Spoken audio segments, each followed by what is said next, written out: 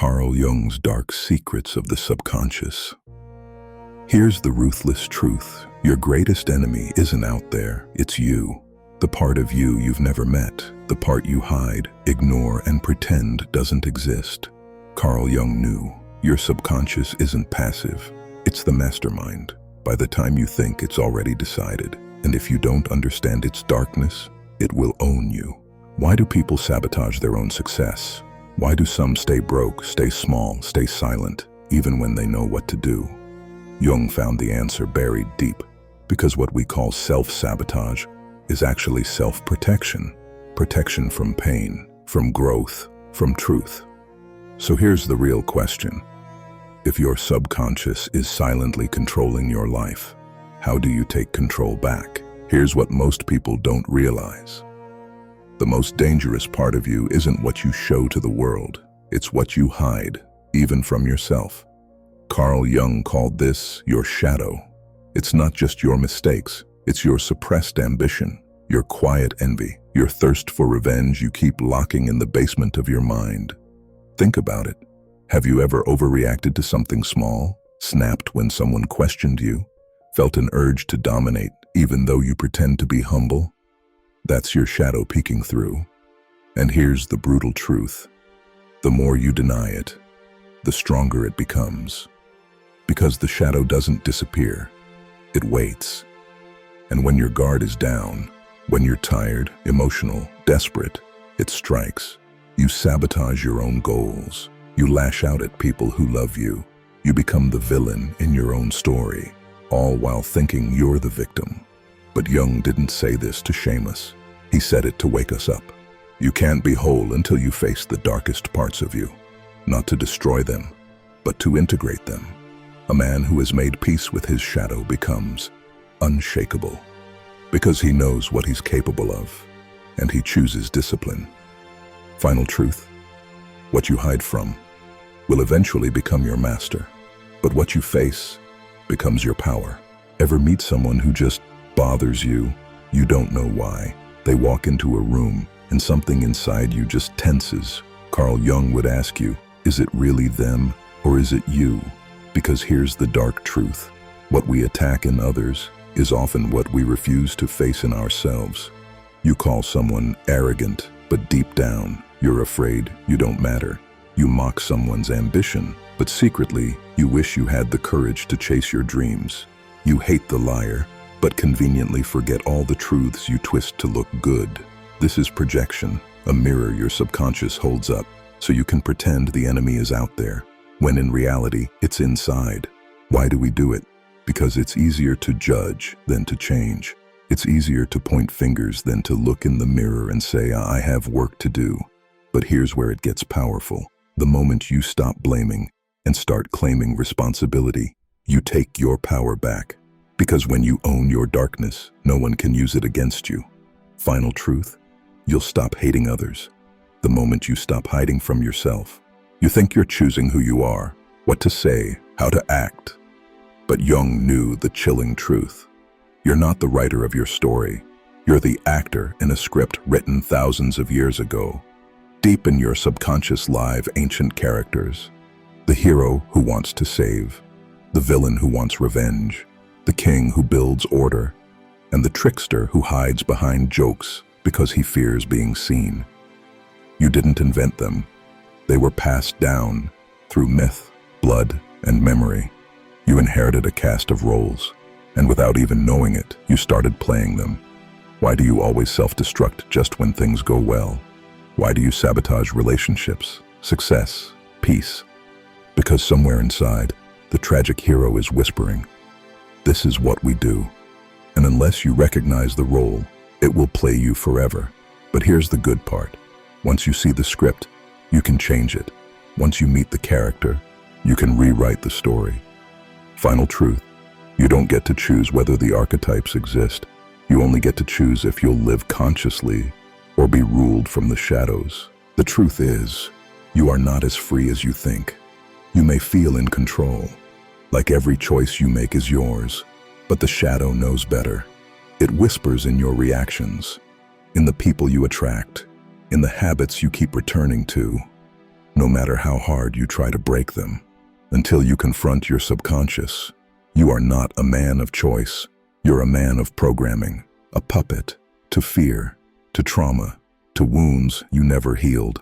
But here's where everything shifts. When you dare to look beneath the surface, when you see the strings, you can finally cut them. That's not weakness. That's the beginning of power. You think dreams are random? That they're just your brain playing tricks at night? Carl Jung didn't think so. He believed dreams are messages, not from gods, but from your own subconscious. A secret language, a silent scream, a symbol-heavy map of what's coming. If you don't wake up, the falling dream, you're losing control, the endless chase, you're running from truth, the broken teeth, you're feeling powerless. Even if you smile through it, these aren't just dreams, they're warnings, clues, alarms going off in the basement of your mind. And here's the dark part. The more you ignore them, the louder they get. Until one day, they stop. And by then, it's not a dream falling apart. It's your life. Final truth, your subconscious always speaks first.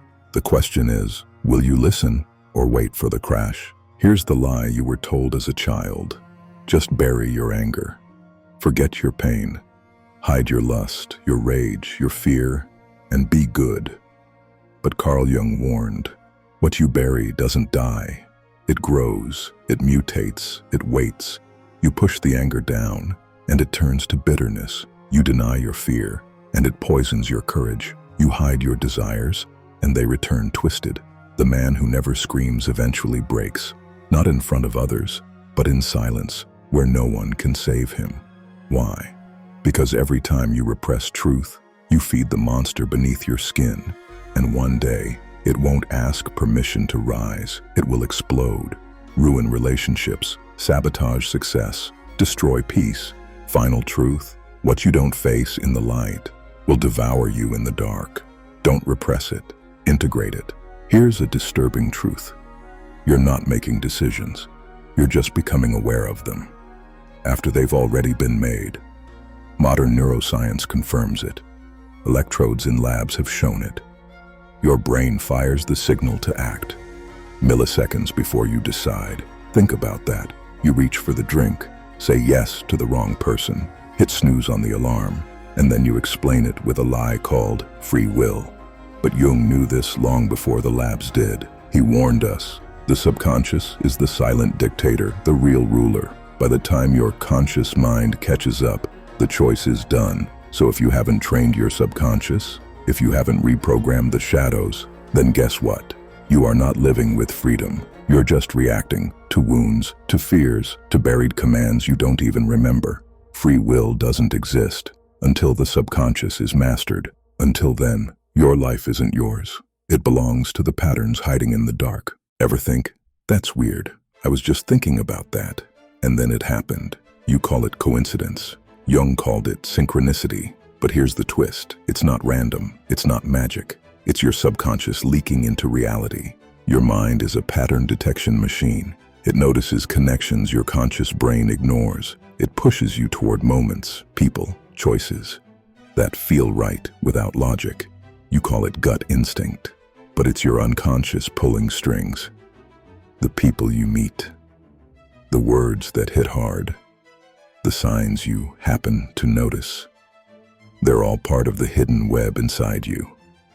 And when the inside aligns with the outside, you call it luck.